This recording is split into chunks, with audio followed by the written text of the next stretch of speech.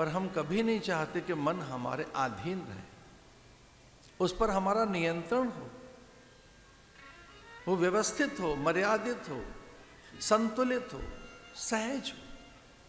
हम उसके संतुलन के लिए कभी गंभीर नहीं दिखे, हम उतने गंभीर नहीं हैं अपने मन के संतुलन, व्यवस्था, अनुशासन, नियंत्रण और निग्रह के लिए। हम अन्यों को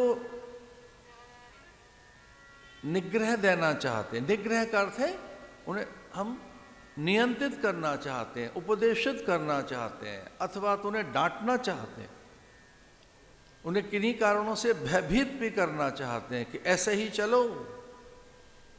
पर हम अपने मन को न नियंत्रित कर पाते, न उसका निग्रह कर पाते, न हमारा उस पर अंकुश है, न नियंत्रण है, और हमने कभी विचार भी नहीं किया होगा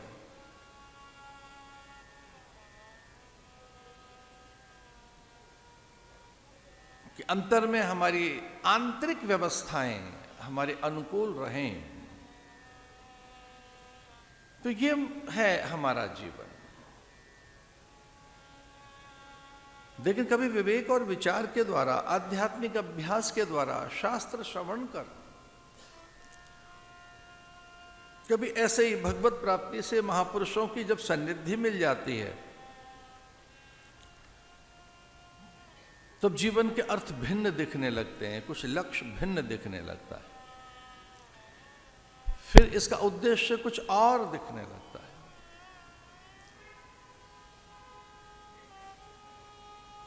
क्योंकि हमें ये कभी नहीं होगा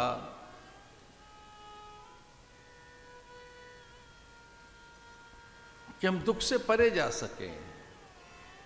दुख का अर्थ है वो प्रतिकूल अवस्थाएं, प्रतिकूलताएं, विषमताएं। तो मन को कब कोई विषमता दिखेगी, प्रतिकूलता दिखेगी, असाम्यता दिखेगी, असंबद्धता दिखेगी, ये कहना कठिन है। इसलिए अधिक पदार्थों के संग्रह से, वस्तुओं की बहुलता से, पदार्थों की प्रचुरता से आप सहज होंगे, शांत होंगे, आनंद मिलेगा, कहना कठिन है। इसलिए आनंद का मार्ग विचार है। अथातो ब्रह्म जिज्ञासा, ब्रह्म की जिज्ञासा करने से, सत्य का अनावरण करने से ही आप आनंद को उपलब्ध होते हैं।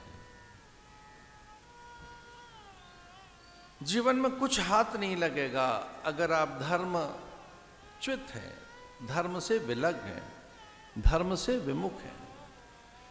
तो न तो कभी सिद्धि मिलेगी, न प्रसिद्धि, न पूज्यता,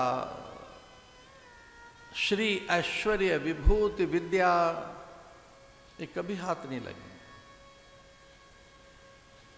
जब तक धर्म जीवन में ना आए। वो पहला पुरुषार्थ है। फिर दूसरा अर्थ। और जितनी कामनाएं हैं वो धर्म से नियंत्रित नहीं हैं तो परिणाम शुभ नहीं आएगा। मोक्ष माने शुभता।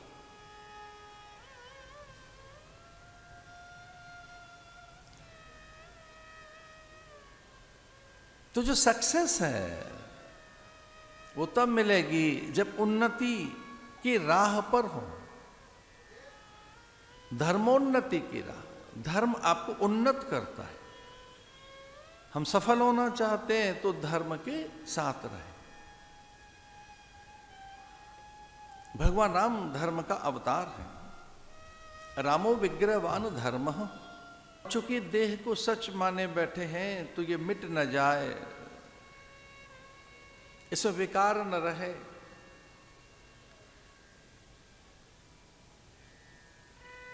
इसके सौष्ठवता, मासलता, मादकता, प्रियता, शोभन, पुष्टि भी शिथिल न हो।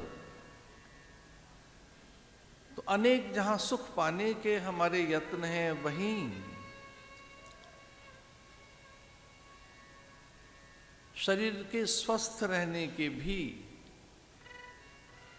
और न केवल शरीर, हमारा मन भी वह व्याधि रहित रहे, ऐसे भी हमारे प्रयास हैं।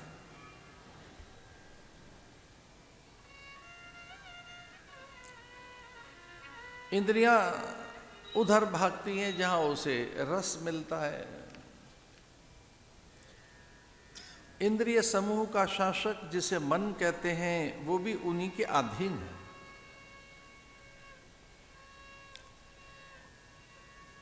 हम कितने ही प्रयत्न करें, हमारा ध्यान लगता नहीं। ध्यान का अर्थ है एकाग्रता।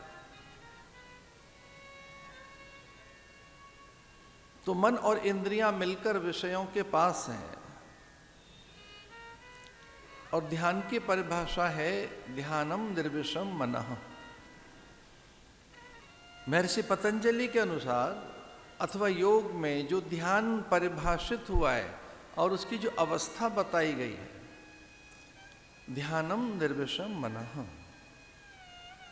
जब मन के पास कोई विषय न हो, विचार न हो, कोई कामना, स्पृहा, ऐषणा, लालसा, अभीप्सा न हो, जब मन विषय रहित हो जाता है, उस अवस्था का नाम ही ध्यान है,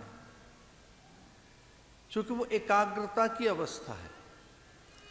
और उस एकाग्रता में ही हमारी संपूर्ण शक्तियां, ऊर्जा, विभूति, आंतरिक बल एकीकृत होता है। उस समय हम अत्यंत बलवान, ऊर्जावान, अत्यंत आनंदमय और सहज, स्वाभाविक, प्राकृतिक, नैसर्गिक रहते हैं। एक बहुत अद्भुत अवस्था है वो, जब हम एकाग्र होते हैं।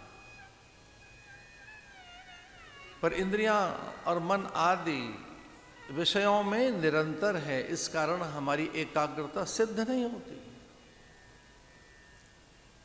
हमारे बड़े प्रयास हैं दूसरों को वशीभूत करने के, नियंत्रित करने के, अपने अधीन करने के, अपने अनुगत करने के। अन्य हमारे अनुगत हों, हमारे अनुसार चलें, हमारी चूंकि योग्यता, चातुर्य, हमारी अभिरुचियां जो हैं,